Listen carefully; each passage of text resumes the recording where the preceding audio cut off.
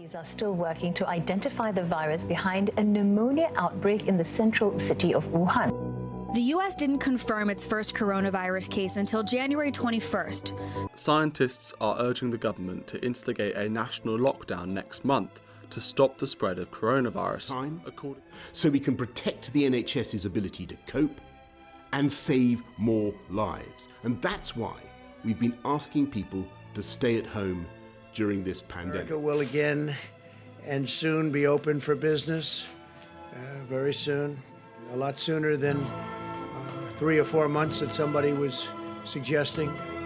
A lot sooner. We cannot let the cure be worse than the problem itself. We're not going to let the cure be worse than the problem.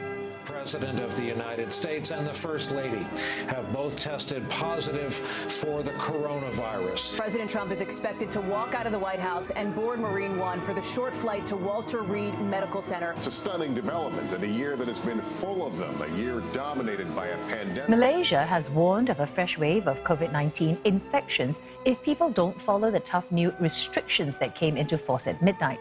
The partial lockdown will be enforced for at least 2 weeks. 2 weeks. 2 weeks. 2 weeks.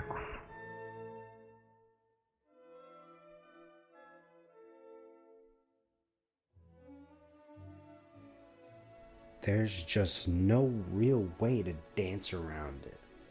The past couple of years were weird, and there's no sign of that weirdness stopping anytime soon.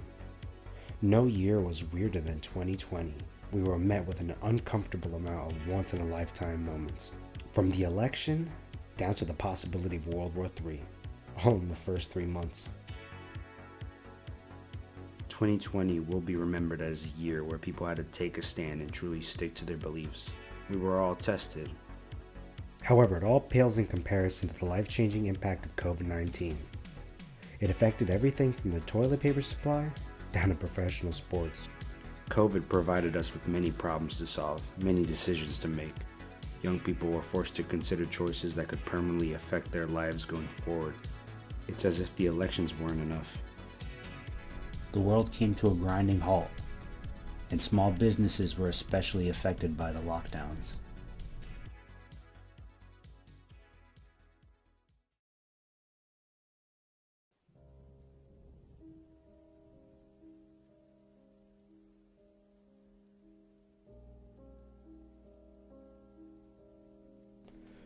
Large corporations have succeeded in the lockdown while small businesses have suffered. According to a SCORE survey, only 37% of small businesses have turned over a profit in 2020. Meanwhile, corporations like Amazon have increased their stock price by $1,000 from the beginning of the lockdowns in March to the end of June. In New Jersey, small businesses that were seen as non-essential were closed from the beginning of the lockdowns to mid-May. These businesses lost 2 months' worth of profit due to COVID restrictions. So what are our leaders doing to try and help the owners of small businesses? The New Jersey Small Businesses Developmental Centers have been helping small business owners work on their federal applications for the CARES Act, loans, and the COVID-19 relief bill.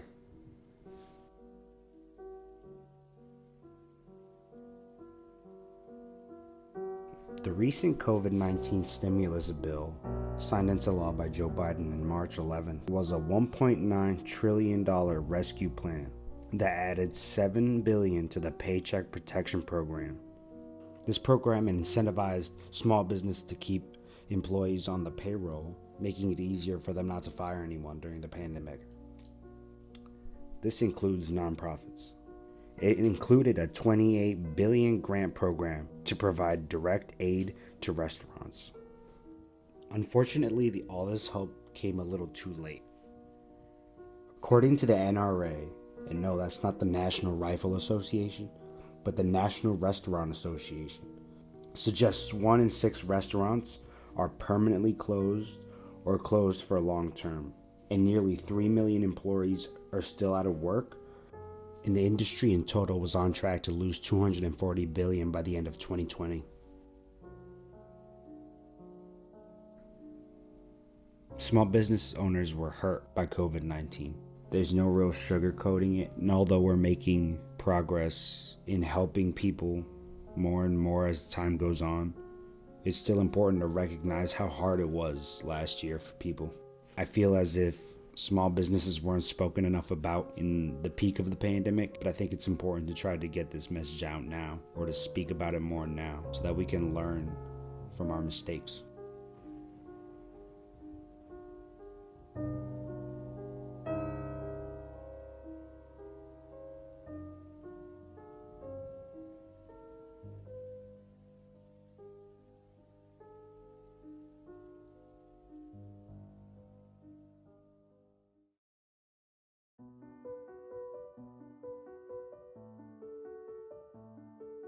Although it is easy to take a glass half empty approach to the lockdown, some people came away from that experience with a positive outlook.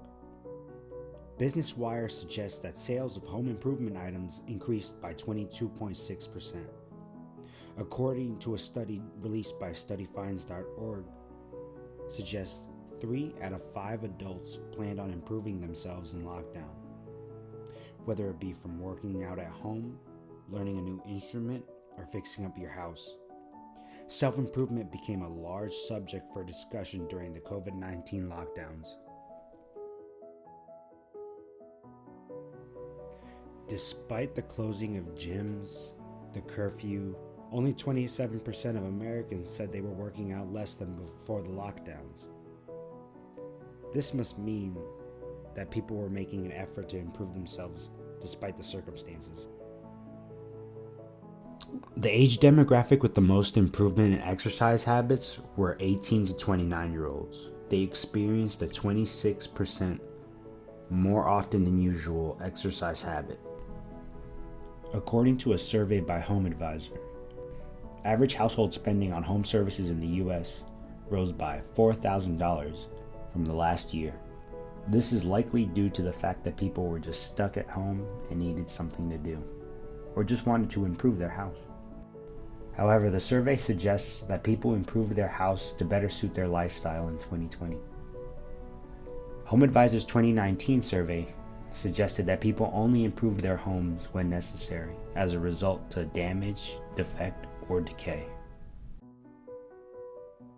Chances are, people only picked up a new hobby because they were looking for something to do.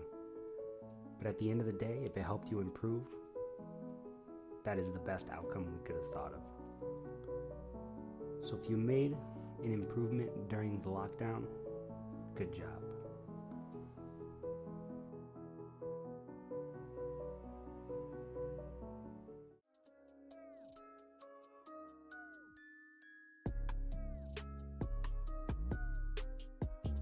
On May 13, 2020, Governor Murphy signed an executive order lifting the ban on the ability to have gatherings in cars.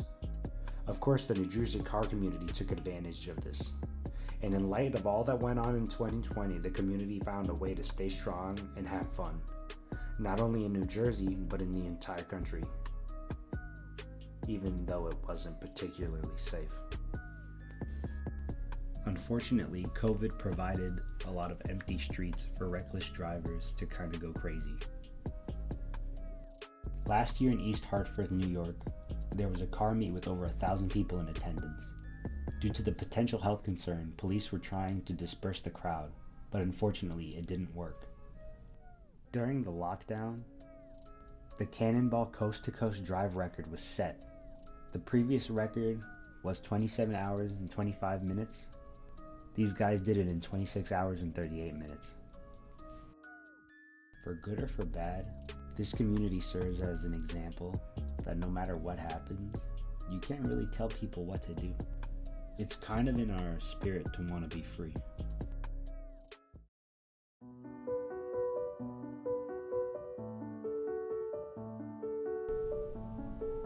There's something to be said about human resilience.